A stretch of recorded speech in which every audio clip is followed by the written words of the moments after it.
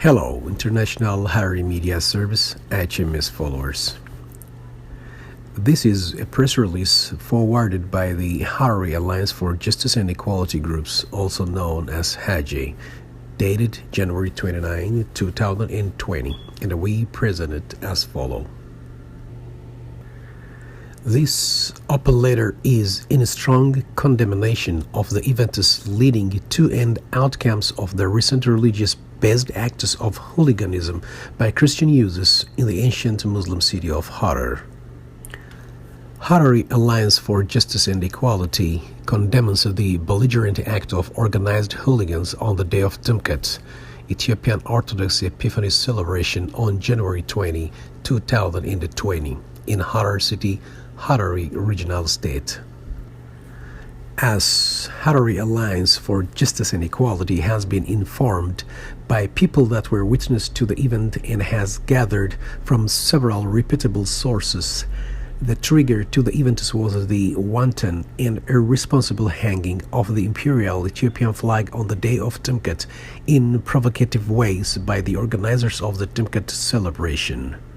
While the right of any recognized religious group to organize and celebrate holidays is and always be a protected right in Harar, as it should be in any part of Ethiopia, it is also the responsibility of the organizers not to provoke the majority Muslims in the city by hanging the imperial flag, a symbol of repression and a tyranny to most Muslims in Ethiopia, particularly to Muslims in Harar. Especially during these highly sensitive times following the organized destruction of mosques and Muslim businesses in Mota town in Gojam. It is the height of irresponsibility the way that the leadership of the Christian Orthodox Church of Harar chose to celebrate their holiday. It was exactly such an act of provocation that led to the breakdown of law and order on this day. Organized Christian youth went on a rampage and destroyed properties and the businesses owned by Muslims on that day.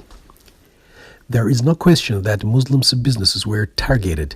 Buildings and property belonging to Muslims were disgracefully vandalized, destroyed, and a symbol of Christian crosses were spray painted on buildings and vehicles, showing without a doubt the identity of the perpetrators.